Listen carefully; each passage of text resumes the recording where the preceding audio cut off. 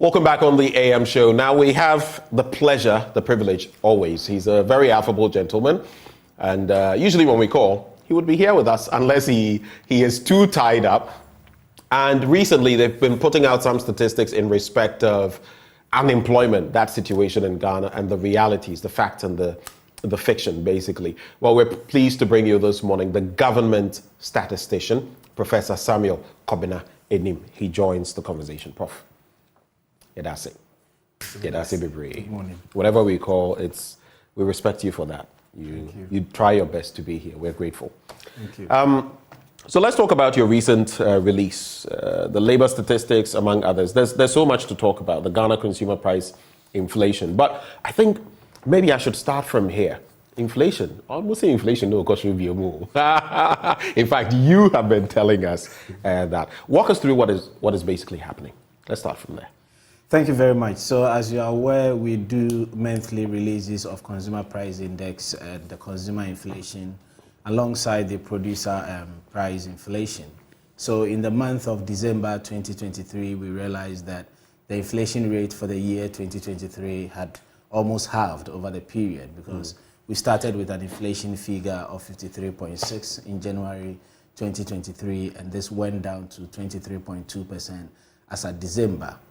We saw a reversal in this downward trend in the month of January as it went up by 0.3 percentage points from 23.2% to 23.5%. We always caution that these numbers, if you are putting them out, you need to put them in the context that we have year-on-year inflation and we have month-on-month inflation. Right. From a month-on-month perspective, we saw a much sharper increase between December 2023 and January 2024. We ended the year month-on-month with 1.2%, which simply means that between November 2023 and December 2023, prices of goods and services generally went up by 1.2%. But this went up by 0.8 percentage points. Wow. As we recorded. That's almost a full percentage point. Yes, as we recorded 2.0 month-on-month consumer price inflation for January 2024, which means that between December and January, on a month-on-month basis, prices of goods and services went up by 2%. So what does that basically mean for the ordinary people out there? Sometimes when we put out these figures, all they know is, na me ton 10 cedis, now it's 20 cedis or 25 cedis, same piece of meat, rice, banku and all of that. You go to certain places to buy and then you hear the person complaining, hey, what does that really mean in terms of the ordinary Joe or Jane, Kofi and Amma out there? I mean, before I go to the individual relevance of this and the rate of inflation, we always want to highlight the importance of the weights, that is, the importance that persons to Ghana put to the different items that we have in the basket. So in the basket, we have 307 items in the basket. If you take the different brands of these 307 items, we collect data on approximately 47,800 products. Every month we collect data on price. 47,800 products. Yes, products. Okay. But it's made up of 307 items with their brands. And when we release the rate of inflation, we disaggregate between food and non-food inflation to get policymakers think through what is going to drive the inflation down. If you look at the importance of food in the basket that we use in computing the rate of inflation, the weight of food is 42.7%. Okay, so food items are weighted at 42%. 42%. So everything food. Yes. Does that include drink or it's separate? It's food and drink and non-alcoholic beverages. Okay, put together. Food and non-alcoholic beverages. Right. So if you come to non-food, it takes the other share of the weight that we have in the basket.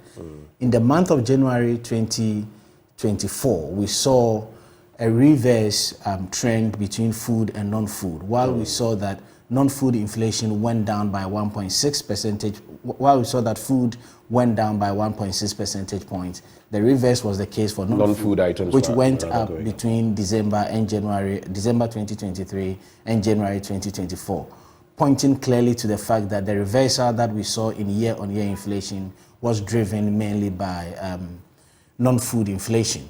What we also do is just not to put that big categorization of non-food inflation, but drill down into non-food inflation and look out for the factors that really led to the increase in non-food inflation. And what did you discover? And some of the things that we saw in there had to do with accommodation services. We also saw issues around electricity and gas. And this is what led to the conversation as in whether the reversal in the potential tax on electricity did not impact on it. So we always educate the users of our data that the data is collected in the first week of every month, at worst in the second week of every month. So the figure that we put out there is reflective of the month January, but the data is collected within that window. So if anything happens in the economy outside of the window, after that window, then that effect would be seen in the subsequent months. Okay. Yes. And of course, by doing it maybe first or second week, you are able to strike an average. You have an average performance of how things are going. I mean, we've done a study that points to the fact that if you collect the data within that window, it sort of reflects what happens in the entire month. But let me come back to your initial question, as in, what relevance do persons in Ghana put on the rate of inflation? Like in terms of understanding and how they can apply it to themselves, basically. And this is exactly what Ghana Statistical Service wants the public to appreciate, hence the development of the personal inflation calculator. Beyond that, when we do the release, we capture the top 20 items that have seen the highest price change on a year-on-year basis. And we point policymakers to the items in the top 20 that have significant weights and items in the top 20 that do not have significant weight. So if you're going for those, you are fully aware. Exactly. So as an individual, you look at these top 20 items and say to yourself that it's one of the items, can I have a substitute in that regard? Then the complementary is you using your personal inflation calculator to make decisions. Now I'm looking at the Ghana consumer price inflation, of which we have some other, documentation here, and the releases in 2023 in review.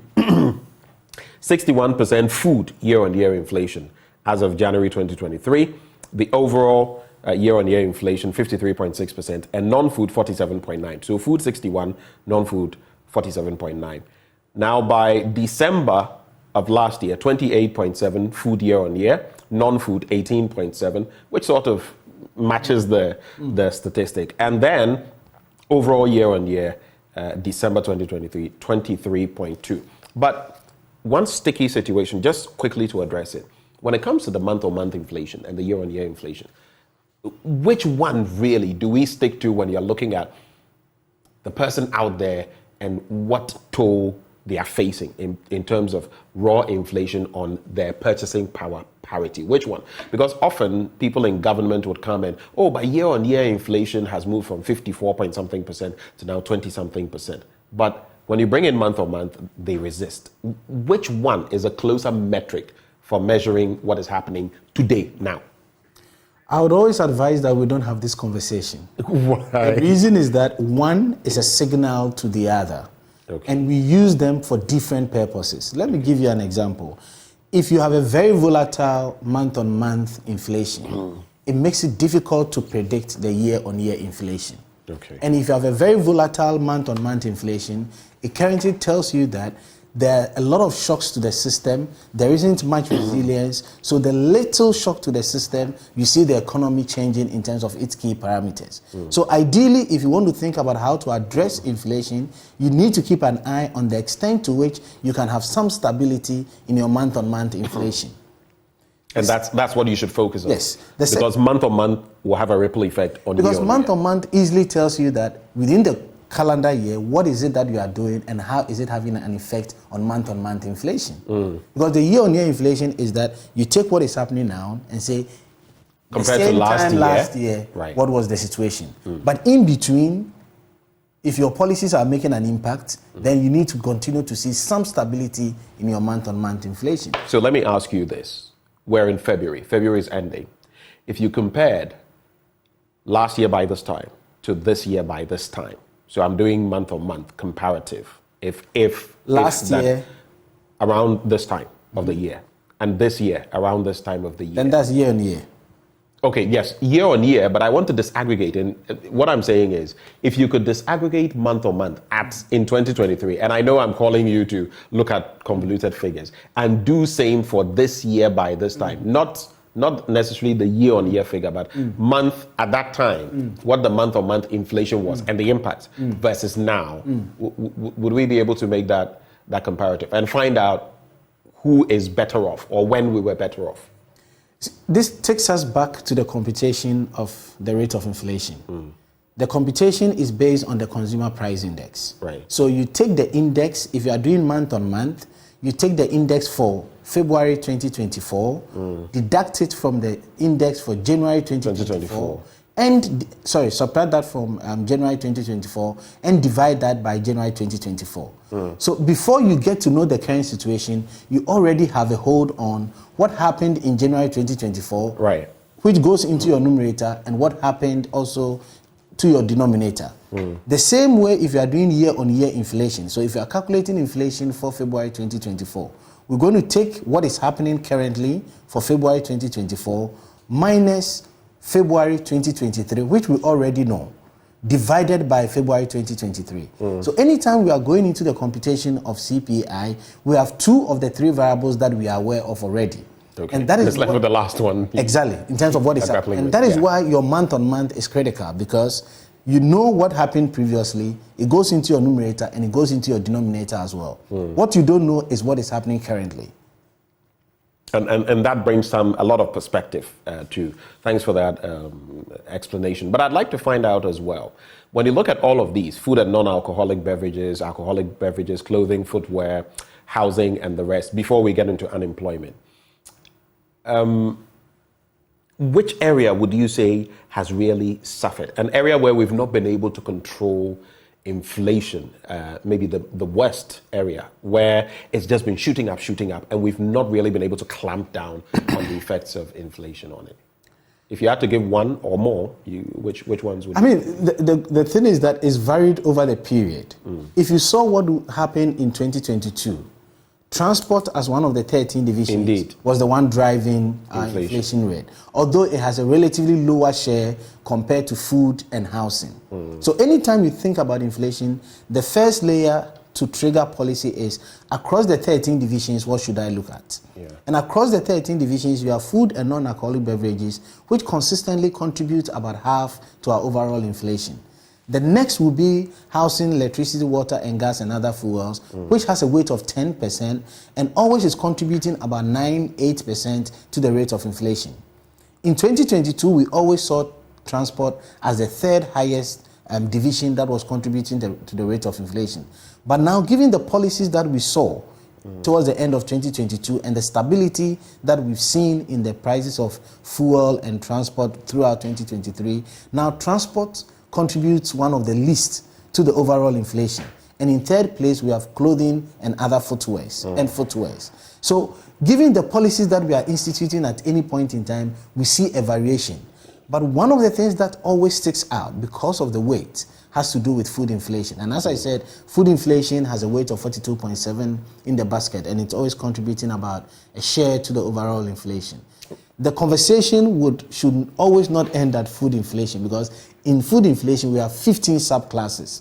Vegetables are there, plantains are there, ready-made food are there, and all these are things that have significant weight in the context of food inflation. And of course, when you look at food, the impact of fuel has a knock-on effect, or transportation has a knock-on effect on food, and together they often create a spiral or a spike. But moving, a bit from, we may come back to inflation, but the latest labor statistics also, paint a picture from the third quarter of 2023. What exactly is happening? But before we get to that, I often do not see too much talk, and I don't know whether you want more talk on that, on underemployment.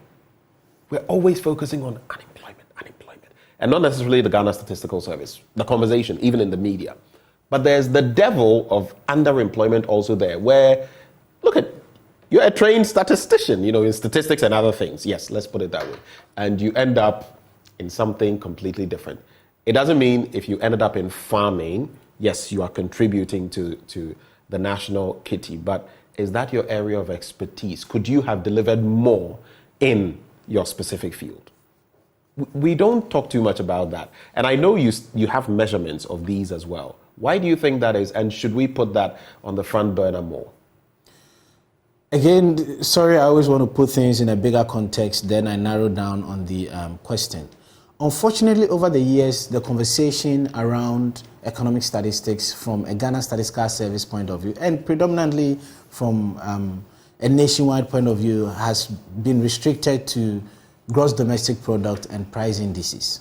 We really want to move away from that conversation, and that is why we've started institutionalizing labor statistics, which going forward, we're going to treat it like GDP. Every quarter, we're going to put out labor statistics. Okay. In addition to that, every quarter, we're going to put out trade statistics. We are hoping to see a situation where Ghana Statistical Service has about 6 core economic statistics that it produces: GDP, price indices, labor statistics, trade statistics. A situation where Ghana Statistical Service would now be regularly reporting on government finance statistics. And thirdly, we have, and lastly... And that will also save us from the, this person says this, but the statistician says that. So then you know what is there. The politician can't come and say it is this when in fact it is that. Then the last area is where we have a high frequency economic indicator, which is not necessarily the GDP, but gets us to look at the sectors or the interventions that are really turning the wheel of our economy, rather than doing it on a quarterly basis. So going forward, that is what we want to do. Coming back to your question on labor statistics, when we did the release, we emphasized the need for us to look at relationships between different labor statistics.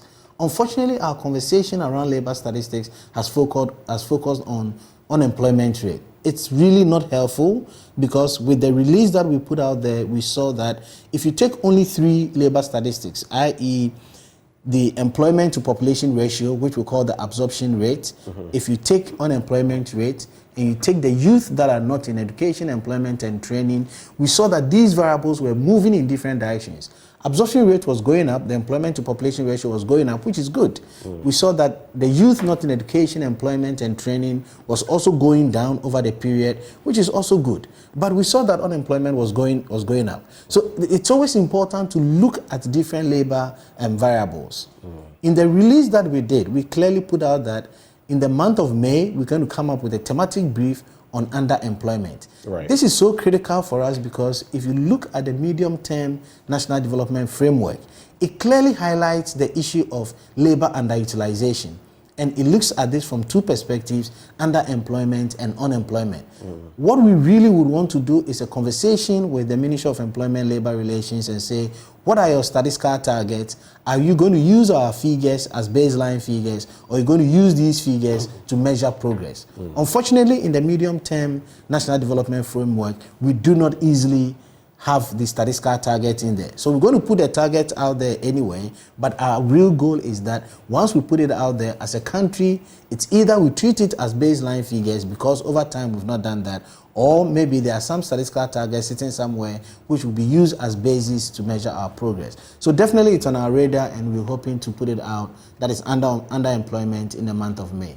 What is the explainer then? Before we disaggregate unemployment per the latest data and look at them, let's say even Greater Accra, Ashanti, the general picture, among others. You look at the claims that have been made. So government, for example, has said it has created between 2017 and 2022, 2.1 million jobs. We have a deficit as of those unemployed, generally 1.85 million. And then you look at the statistics, the trend over time between 2010 at 5.3 all the way to quarter 3, 2023, 14.73%. I mean, you are fully aware of all these statistics. Then you come to the stark realities where if you look at those unemployed who have had some senior high education, almost 50%, 48.8%.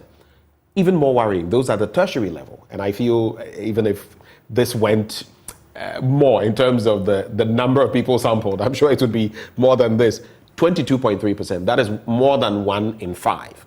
And then the overall 28.9%. What picture then does this paint in terms of the purported jobs created versus the deficit? What picture does it create? We need to have continuous conversations on this so that we all would understand the parameters that are being used. To begin with, we define unemployment as people that within our reference period, in this case the last 7 days, they didn't have any work to do, they didn't have any work to go back to, but were available to work. This definition of unemployment, one would have to juxtapose it with the definition of jobs creation. And that is why we are moving the conversation away from unemployment to at least two key things. One is labor transitions, and the other is unemployment spell. We can create jobs, but all that we'll be doing is that we are getting people who are already in employment moving from one job to another. It wouldn't have any bearing on our unemployment rate. In other words, you moved Kwadwo from point A to point B, but it's still in the alphabet. Nothing changed. Yes. It's not like moving from letters to numbers. No, it's still within the bracket. Because the person was unemployed. You created a job. The person worked within the last 7 days. In our database, we've captured the person as employed. You create a job, and then the person finds that this is more suitable to my skill set, so I get employment there. In our data set, nothing will change because previously the person was employed. Right. In between you create jobs, the person is still employed. So the unemployment number that we have will still remain the same. That is why we are doing what we are calling the labor mobilities, and it's helping us follow the same people over a period of time. So in the release that we did, you clearly will see people who were employed, moved out of employment, went maybe outside the labor force, later on got into unemployment and re-entered the employment bracket. Until we narrow down on the statistics that would help us better understand the connection between policy interventions and what the statistics are saying, we'll keep the conversation at the highest level, and it doesn't tell us anything. What we've done in this release is also what we are calling the unemployment spell. So how long? Because we are following the people over the same period of time, we are able to tell those that have been unemployed since 2022 quarter one up to the third quarter of 2023. Right. So for a 21-month period, we can see those that consistently have not been employed. Right. The other indicator that it gives us is how long it takes people to get employment. It's a crude way of doing it, but once you know the duration. So for instance, as we've clearly put out there, we saw that those who have stayed in unemployment for the last 21 months, out of the 20,000, about 4,565 of them are those with tertiary education. So we have tertiary holders, first degrees, HND, masters, that for 21 months, they were not employed. Right. And in my mind, this is where, if administrative data is working effectively, we can trace these people and provide the right interventions. And that is why we keep calling for a complementary relationship between the administrative data that is provided by government ministries, departments, and agencies, and the statistics that we put out there. And it brings to mind, recently my colleague Sweetie Abochi, my co-host, interacted with a man who trained in accounting, made a first class, I think, at the Methodist University, and he's now checking people's blood pressure and stuff, you know, and sugar levels, because he's been trying time without number. Fortunately, a few people have reached out to him on the back of that report we put out there. But typical example. So you have a lot of these people in there. And for example, if government knew, I do not know whether, you know, in other jurisdictions, they can tell that this year, because of the job openings and retirements and all of that, we'll need X number of accountants, Y number of engineers, B number of lawyers. We'll need these, so you can plan along with that and know preparation from the tertiary, you know, level to business, the transition and all of that. Do we have that? Do we know that? Do we use that? And how does it impact us? Because if we were what you're saying, then they would know that these people have been consistently unemployed, but there's a nurse in here and we need nurses here. So why not? I don't know. I don't know whether I'm making enough sense, but You are making absolute sense, that I'm smiling because I wish that is where we get to as a country, being deliberate about data and what we want to use data for. What you said is exactly what is happening in other jurisdictions, that at any point in time you hear that this country needs more nurses, this country needs more doctors, they need teachers, and they scout around to see which and they come here for our teachers and nurses and take because them they have away. the data and they know where they want to drive the economy to. But we have restricted ourselves to the conversation on data and statistics, as I said earlier on, with that key economic indicators, GDP and price indices. We have not even institutionalized the release of education statistics. And this is a conversation that we've started with the Ministry of Education because it collects annual school census. It's been doing that since 2000. So in our MOU with the ministry, we are saying that it's about time that every quarter we say that this is our school resources statistics. This is our enrollment statistics. This is our completion statistics. Once you are able to relate that to jobs, as you are rightly saying, then we'll be making headway in terms of the qualifications that we have resident in the country and the industry needs or the job needs that we have. So at any point in time, you can even know that I have a deficit of engineers in the public sector, maybe even let's not get into the private, the public sector by 28%. And so how do I get more people in there, right? But Benjamin, I'm pretty optimistic that we're going to get there. Maybe the pace is slow, or maybe one might argue that we've delayed in getting there. And the reason why I say that is we have an MOU with the Ministry of Employment and Labor Relations. And one of the things that we're going to do in there is what is called the Qualification and Skills Mismatch Survey, which we are... The what again? Qualification and Skills Mismatch Survey. Okay. And this is something that countries routinely do it, and is the basis for them to say that these are the gaps that we have.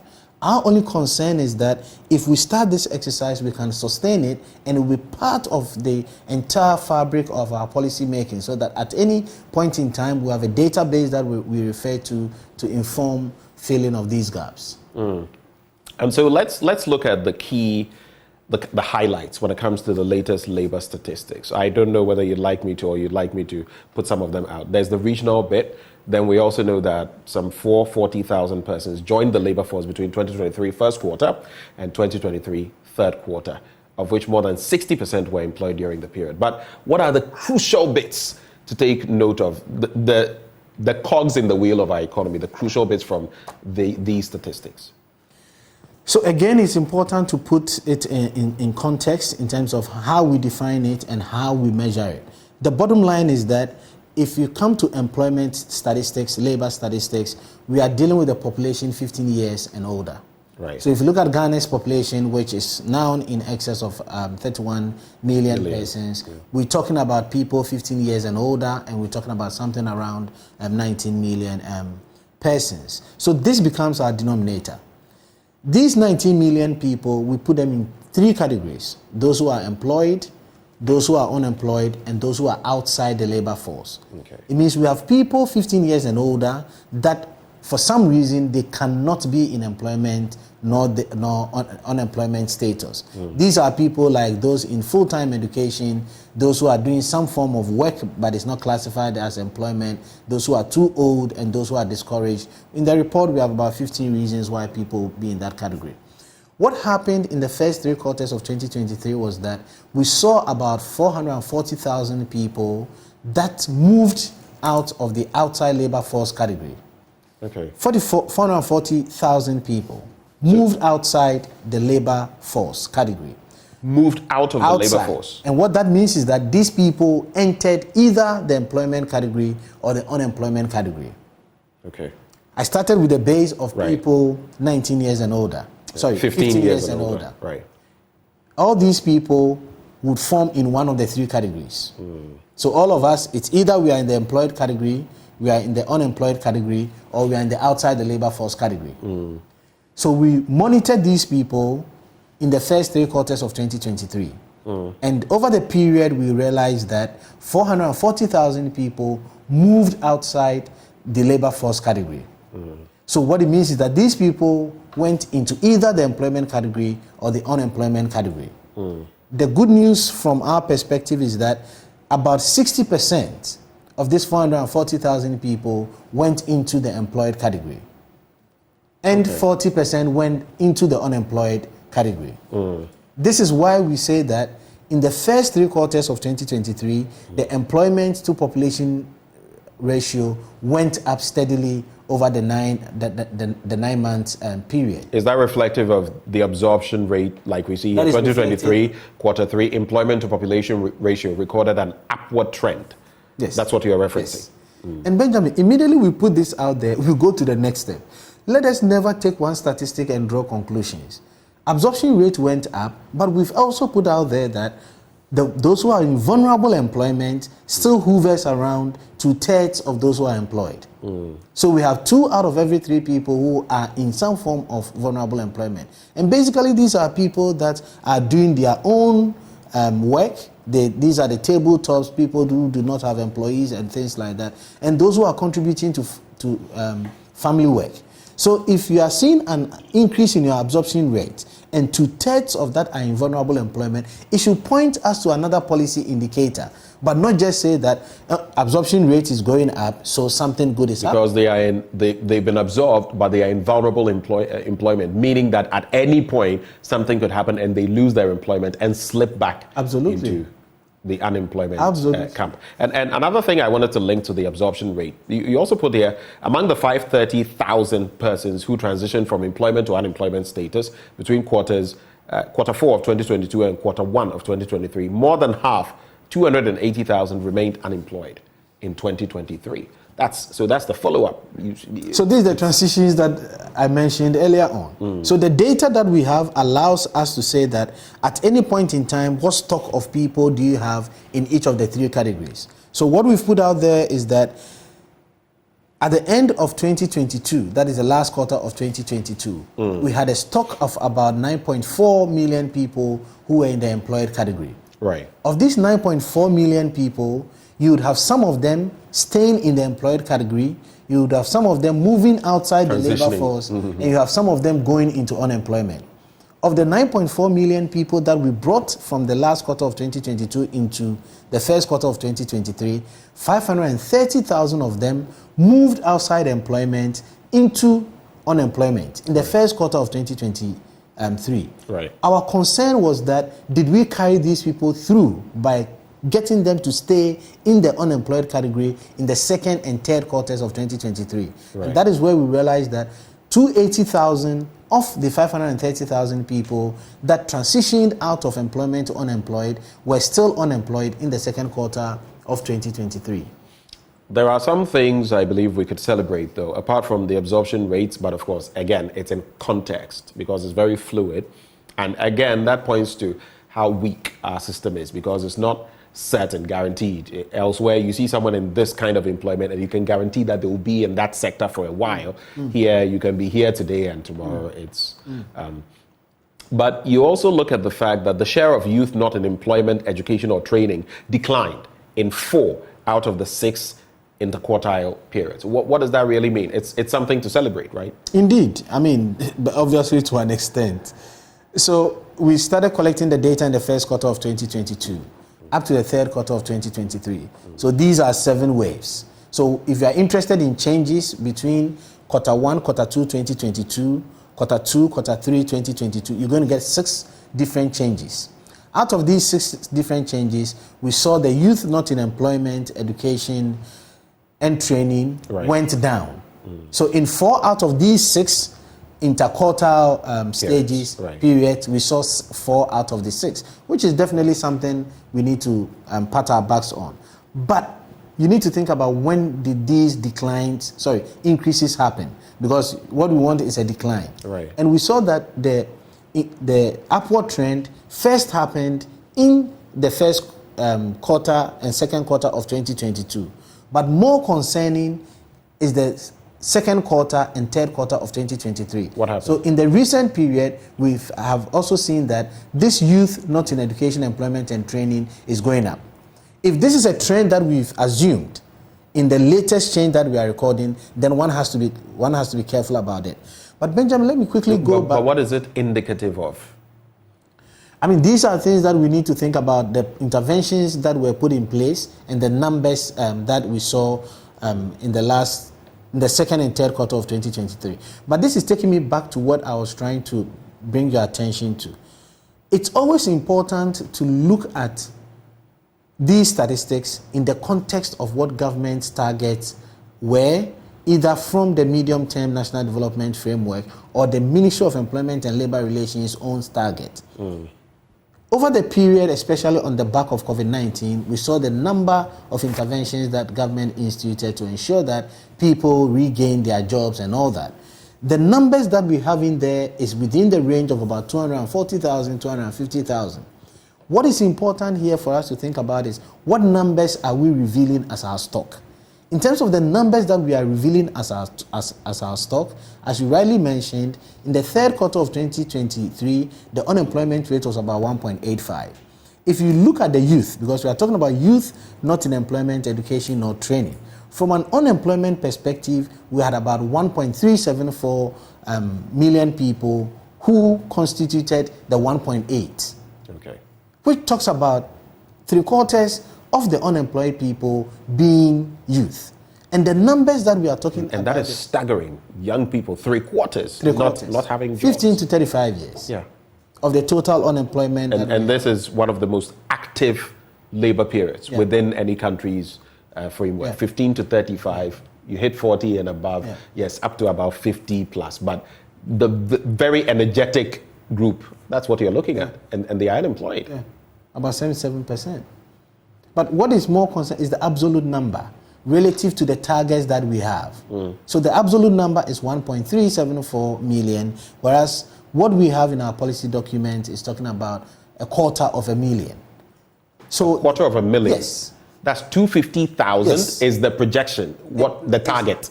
Is what government was able to do in the year 2020. Okay, 250,000. 250,000. And the stock that we're talking about for 2023 is about 1.374 million.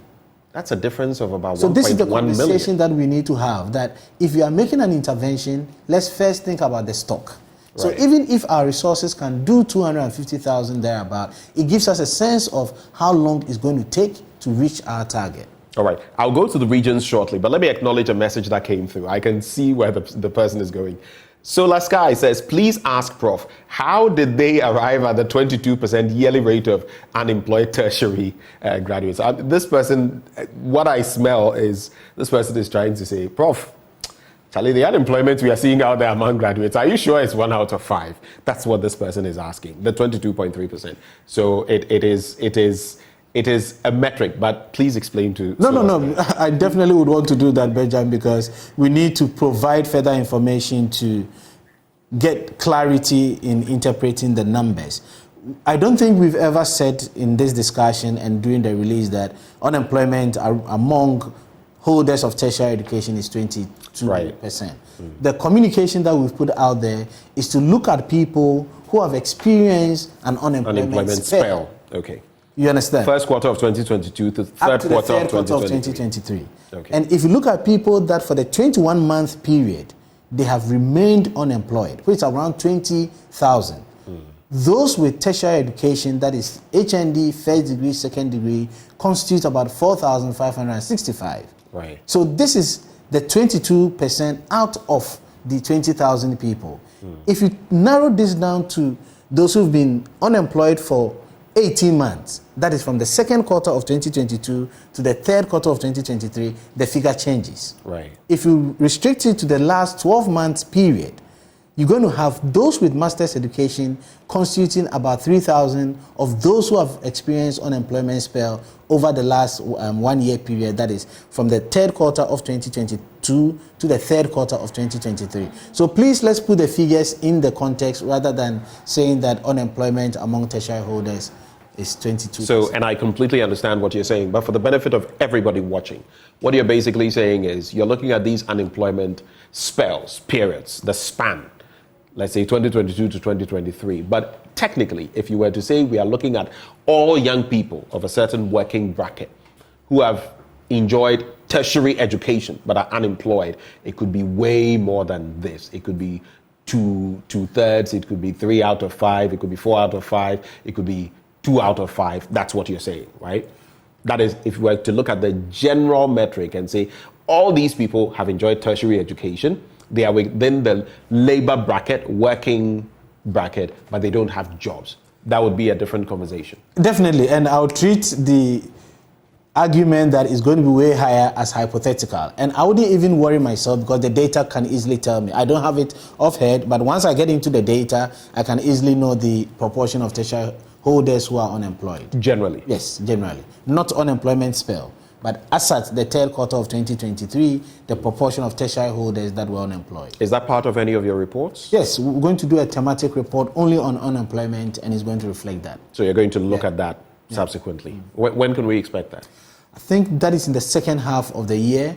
Before the year ends, we've identified gender pay gaps, as I indicated, underemployment, informal and formal employment, and also because we want to have a 1 quarter lag, we are hoping that by the end of next month, we would have released the labor statistics for the last quarter of 2022. So these are the thematic reports that we've scheduled up to June. But definitely we're going to do that in the second half of the year. This next person is up to something. Edward Amma says, Ben, let him tell us the statistics of retirees still at post if they have them. I know where this is going, so let's... But do you do that? I wouldn't use the word retirees, but we could provide the statistics based on age groups of those who are still employed and those unemployed, so that you can make inference on whether you are using the statistics of could you go over different age groups. Okay. In terms of employment status and unemployment status, based on the age groups. Right. So if you give that, you see those who are above 60 years, whether they are in the public sector and they are employed or unemployed. But that would technically mean, and that was what I was going to go to, you are not going to reference those who are supposed to be retired, right? Because we know the retirement age officially. So unless they are in private enterprise or something, I don't know whether you're getting what I'm driving at. Do you still look at people above the retirement age? Yes, that's what I said earlier on. Our base is 15 years and older. Okay. So we have data on those 60 years and above, and we have the sector of their employment, and we have their economic status. So definitely the analysis that we're going to do would provide that three-way analysis. You're above 60 years, your employment status, and the sector of employment, those in public and those in private. I see. We also do know that in terms of inflation, unsurprisingly, some regions are moving higher and higher. But when you look at the disaggregation, I think as of the last quarter, last year, you would realize that the Greater Accra region has been shooting up. Ashanti is okay, it's around there, but the general, then you strike the average. I don't know what accounts for those, whether it's because Accra is, well, the melting pot, everyone is here. But add that to more statistics on the regions. The report evinces that 10 regions recorded a reduction in the quarter-on-quarter percentage change in the number of persons employed. It also says Northeast, Savannah, and Oti consistently recorded the highest percent of employed persons in vulnerable employment in the first 3 quarters of 2023. I think today we're looking at a story where the YEA is trying to rope in the PWDs who are the toll booths and all of that. I'm sure that will also feed into the statistic. But what does all of this reveal as far as the regions are concerned? So thank you. That's the story even. YEA employs 282 persons with disability, include former toll booth workers. So all of these, I mean, do you factor these reports from, let's say, the YEA? Do you factor them into your reports? So we factor in the issues and not the numbers. So with every data or every survey that we do, we have a principle of inclusive charter. And what that means is that you need to make sure that you have a representative sample of vulnerable groups, in this case, persons with disabilities. So we can always do the analysis from the perspective of persons with disabilities across different issues, such as those who are unemployed, those who are in vulnerable employment, the kind of works that they are doing, and so forth. But going forward, we really want to engage with the sector ministries, departments, and agencies on the numbers. So once we see a figure like 282, we are curious to ask what is the population of persons with disabilities and what will this 282 do to that entire population, and that will give us a sense of the impact that the 282 is going to have on the entire population of persons with disabilities. But coming back to your earlier question, it's always important we talk about the regional disaggregation, and not only focus on the national picture. And as you rightly said, from an inflation point of view, we have consistently seen in the last 13 months a downward drive of Greater Accra's rate of inflation. In the last release, we put out there that Eastern region recorded the highest rate of inflation, and Greater Accra had the lowest rate of inflation. Why this is important to us is that Greater Accra commands about a third, specifically about 28% of the importance that. So if Greater Accra is driving down inflation, then it's the lead driver of the national rate of inflation. From the perspective of the labor statistics, what we saw, and from a regional perspective, as you rightly indicated, is if you look at vulnerable employment, which I said is about 2/3. Really, if government wants to make gains on that, we've pointed government to the regions that you are likely to make a lot of gains. And these are the Northeast, the OT, and the Savannah regions that are recording the highest rates of vulnerable employment. If you turn the coin and you think about unemployment and youth not in education, employment, and training at the regional level, Greater Accra, for these two variables, that is unemployment rate and youth not in education, employment, and training, consistently across the 7 waves, that is the 21-month period, recorded a rate higher than the national rates. So Greater Accra's rate of unemployment was higher than that of the national rate of 14.7.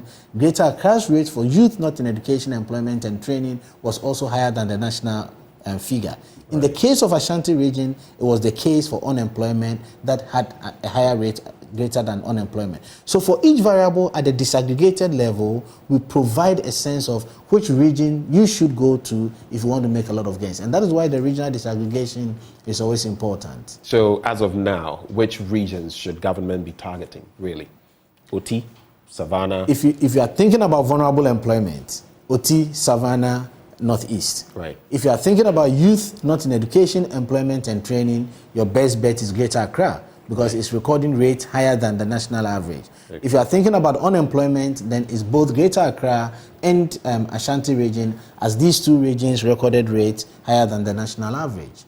And we can further drill down to the characteristics of these people in these regions, i.e. the sex, the type of locality, rural, urban, the different age groups, their education levels. So it's always important to drill down to the disaggregate if you want to get a targeting right. Otherwise, at the national level, at the overall level, we would end up mistargeting those who need the intervention. And that is a greater problem on its own. Augustine 10th has an interesting question. He says, please ask the government statistician whether he has the statistics of those who have left Ghana to Canada, US, UK, and so on. If they were still in Ghana, what would have been the rate as at now? But I think that is very hypothetical.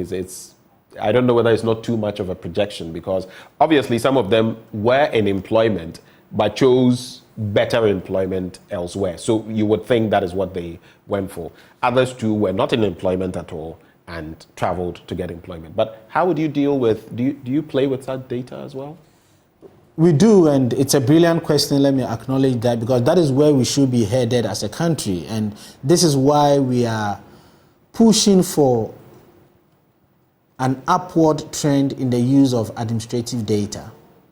We have focused solely on surveys and censuses. If you want Statistical Service to provide such an information, you'd have to wait every 10 years when we do a census to see what is happening. But if we strengthen our collaboration with Ghana Immigration Service, which we are doing, we have an MOU with the Ghana Immigration Service. They have information on the people who are leaving and the characteristics of those who are leaving. Indeed, we should get to a country where our NI card would be the pivot around which we can pull all data sets together. And that is what is happening in other jurisdictions. They don't go out to collect data, but once as a country we've committed to a national ID and we know the value of statistics to our development, that should be the pivot of our data collection. Because you can pull data with the NI card from all the government ministries, complement it with the surveys and censuses that Ghana Statistical Service is putting out there. Then this information comes in very handy by a click of a button. So we need to get to the point where deliberately we connect all the different data sets that we have within the entire national statistical system, rather than thinking about it as a Ghana Statistical Service job. I know there are times, and there are two more areas I want us to look at, and then we can wrap the conversation. There are times when instead of consulting you, people in power, those who walk the corridors of power, play with their own figures or do their own things and make their own arrangements without going by the data you are giving. Because I have heard of times when people from government are saying certain things out there which are not what your data is giving in Ghana. So the disparity.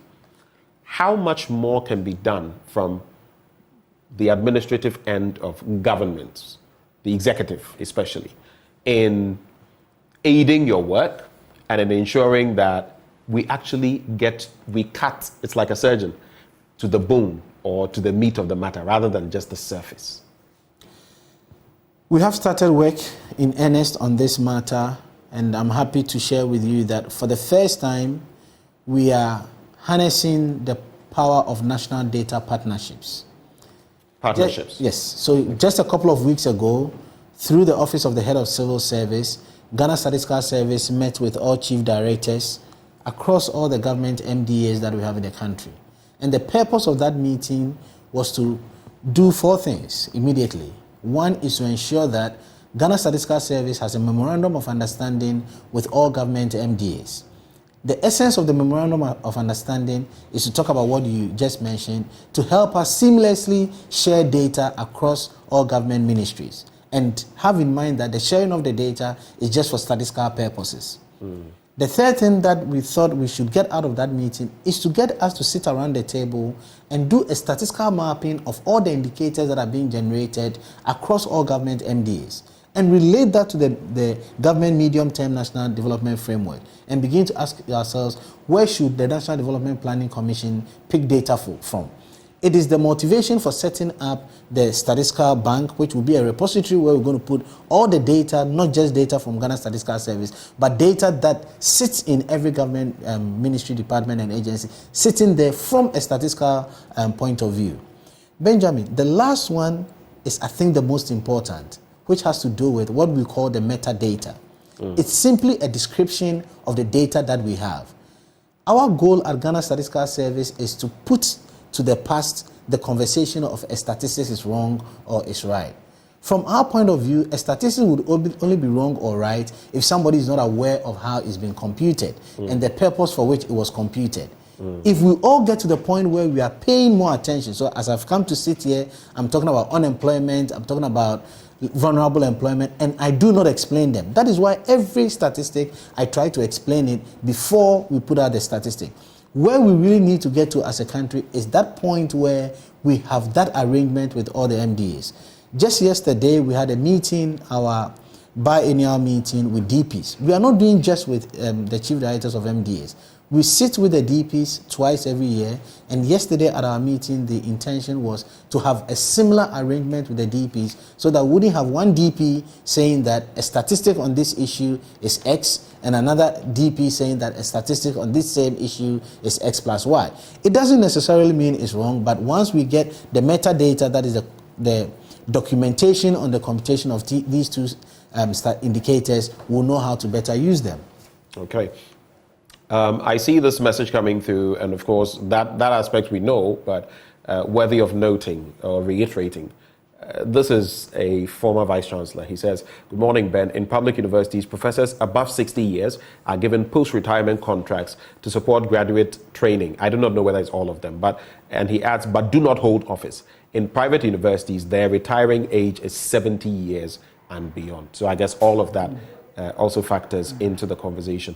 Thank you, Prof, for sending in that message. He usually doesn't want his name mentioned, so I adhere to that. My final bit to you, what next can we expect from the Ghana Statistical Service in the coming days, weeks, months? What are you going to be putting out there? You already spoke to me about one of them. Yes. Reiterate for us, what can we expect? Benjamin, again, thank you very much so that we get the public to be abreast with our releases. Let me say that on our website, we have our release calendar for the year 2024.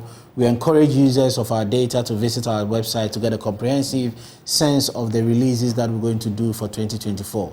Again, on the back of our collaborations with the government ministries, department, and agencies, we're encouraging all of them to have their release calendars. And as I indicated, we're going to have an institutionalized release of both social, economic, and even environmental as well as agricultural statistics.